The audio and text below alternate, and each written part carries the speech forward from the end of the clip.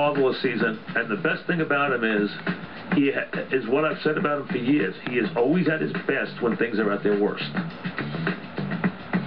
Some guys are at their worst when things are at the worst, and some guys are at their best when things are at the worst. And Eli is at his best when things are worst. And things were as bad as they could possibly be last night with 5 minutes left in that ball game. A very tight game, a back-and-forth game, had been completely blown open. And the Giants were one play from failing. And the amazing thing in that game to me, there's only one amazing part of that game last night.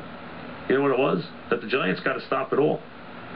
That they got to stop it all is the amazing part. Now, I understand their defense didn't do much to get that stop. The guy was open for a touch. Miles Austin is open for a walk-in touchdown, and they're back up 12 points. I understand that. So I do know that the defense, while they did make a nice second down stop, which was a very big play because it made third down a total pass play. But even though third down was a total pass play, it was wide open for a touchdown. And that's where Romo stays a step behind Eli, because Eli made an incredible pass off balance down the right sideline that he was blind to, that was connected for a big play. He made the throws on every single down when he had to.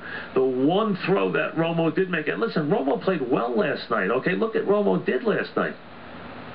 And at the end of the game, Romo moved him right back down the field again, as he did the week before, as he did in the Dolphin game the week before that to win, as he did in the Arizona game, as he did yesterday. This guy's 21 of 31 for 321 and 4 touchdowns. He didn't play badly. He didn't throw a pick. But he did not make the one pass that Eli did. So he was one step behind.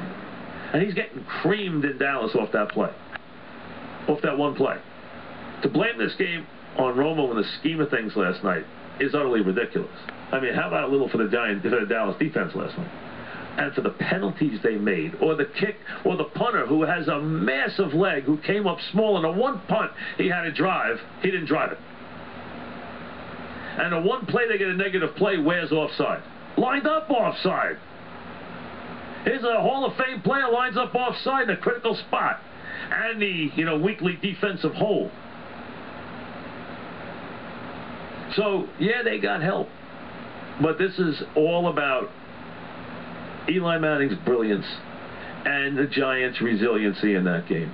So, the Giants deserve a lot of credit. They got in there, and they didn't quit. That's the bottom line. Listen, there's a lot of things to look at about the Giants and not like right now. I mean, their defense is an utter sieve. Look at what's going on in the last couple of weeks. Their defense is an embarrassment. I mean, they got guys that weren't even being covered last night. I mean, they were embarrassing at times last night. They couldn't stop the run. You had guys having walk-in touchdowns.